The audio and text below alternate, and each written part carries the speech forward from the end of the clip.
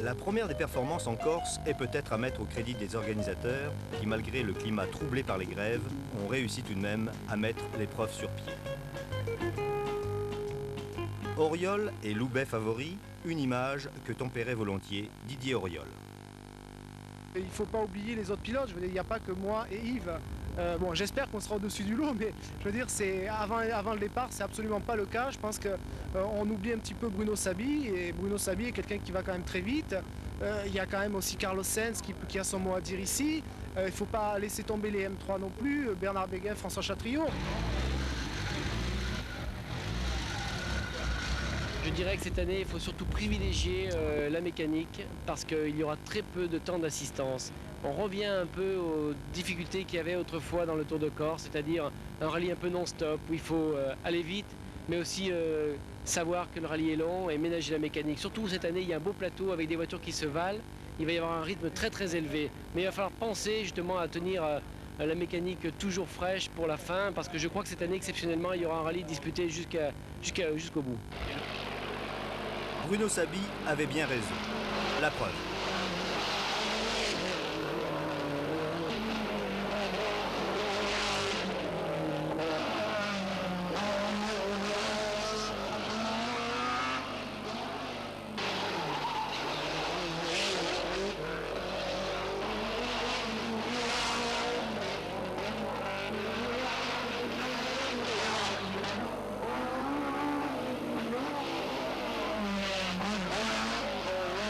Une bagarre malheureusement écourtée pour Bruno Sabi, moteur défaillant dès les premières épreuves.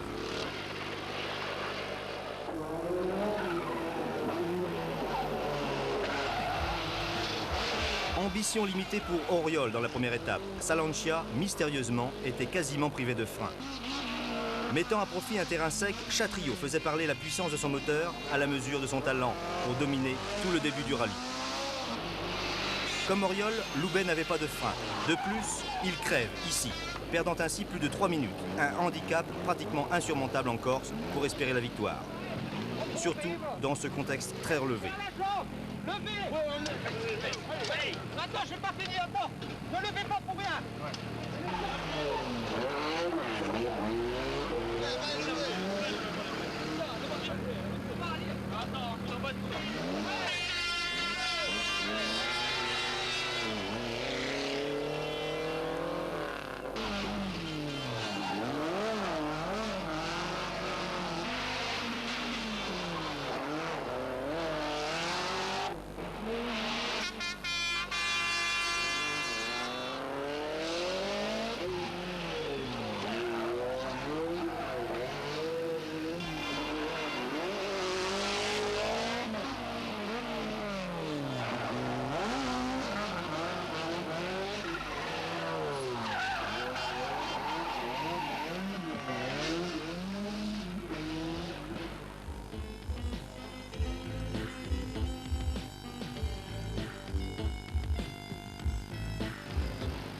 Quelques rares moments de relâchement. Le Tour de Corse, par son rythme infernal et sa bagarre à coups de seconde, marque autant les voitures que les concurrents. Même l'enfant du pays, Yves Loubet, n'y fait pas exception.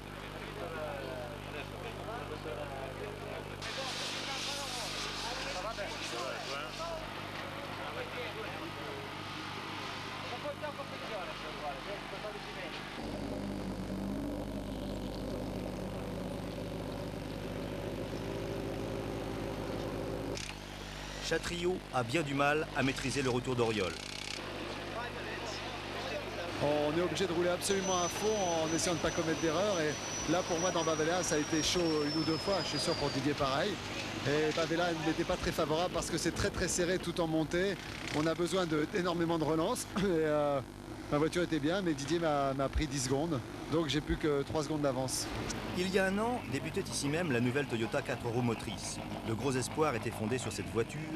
On l'estimait capable de briser l'hégémonie des Lancia. Déception, aucune victoire n'est venue finalement sanctionner cet espoir. Et pourtant, Kankkunen et Carlos Sainz n'ont pas ménagé leurs efforts. En Corse, les Toyota se montrèrent souvent aussi rapides que les Lancia et les BMW. Dominé par les Ford Sierra, groupe N de Monzagol et Derrieux, Oreille ne peut plus compter que sur la pluie. Si labourage et pâturage sont les deux mamelles de la France, vidage et remplissage sont apparemment celles du Tour de Corse.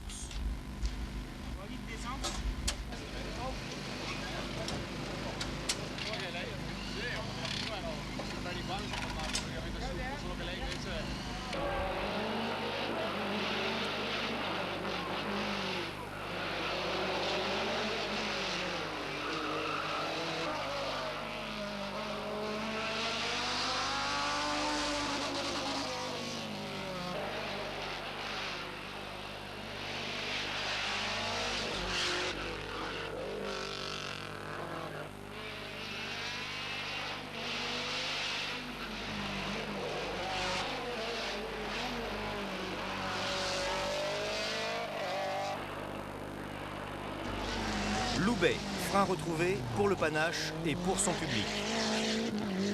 Avec une BM au comportement mystérieux, Béguin n'a jamais été en mesure de défendre ses chances. Leader des Toyota, Carlos Sainz, malheureusement, abandonnera moteur cassé, laissant à Cancunen, qui n'aime toujours pas le parcours, la 3e place.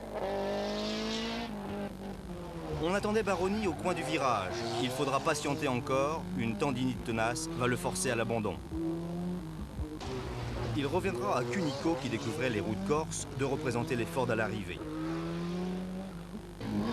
De bien belles choses pour Delecourt avant son abandon sur panne d'alternateur. Longtemps leader du groupe N, Monzagol ne pourra résister au retour d'Oreille sous la pluie.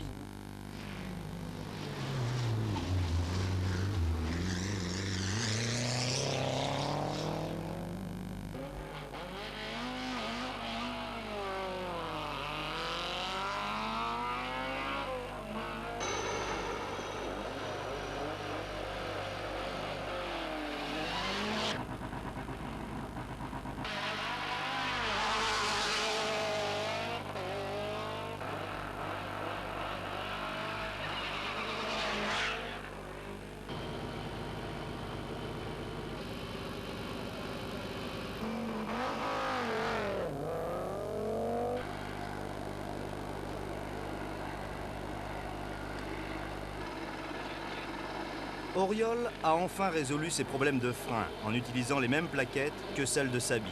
Saby qui ne va d'ailleurs pas tarder à abandonner sur ennui d'embrayage. Avec une voiture ayant retrouvé tout son potentiel, Auriol va profiter au maximum d'un terrain humide et piégeux pour imposer sa 4 roues motrices à Chatriot, qui lui ne peut compter que sur les 2 roues motrices de sa BMW.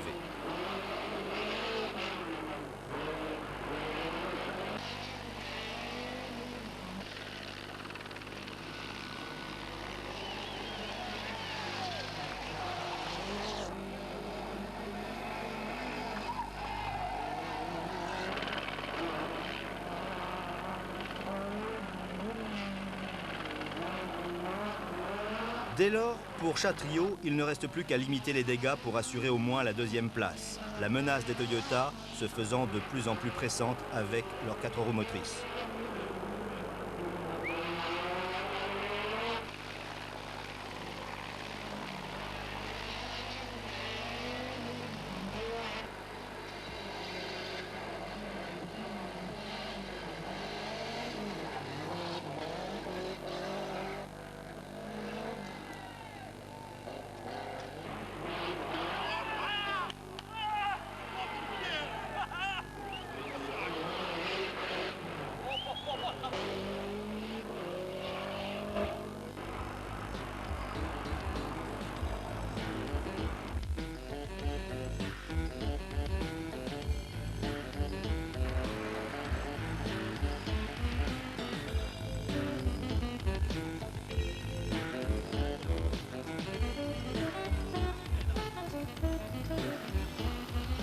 Deuxième victoire pour Auriol dans le Tour de Corse et première avec son nouvel employeur.